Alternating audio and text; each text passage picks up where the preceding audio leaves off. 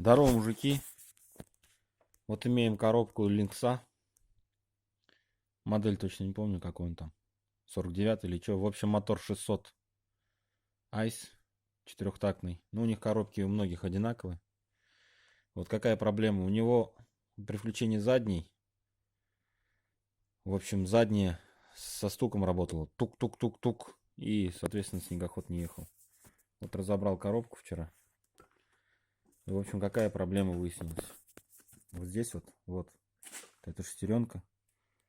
Она вот, значит, шайба. И здесь должно стопорное кольцо стоять. Чтобы вот эта шестеренка вот так вверх-вниз не гуляла. А здесь же что случилось? Стопорное кольцо выдавило. Вон оно наверх ушло, видите? Вот его сейчас просто надо назад сюда поставить. Но мне что не понравилось? Вот эта вот каемка, она как бы не глубокая была. Я ее сейчас уже углубил. Надо было вам, конечно, снять до того, как я углубил. Углубил каким образом? Я, не снимая никаких валов, ничего, использовал колхозный метод.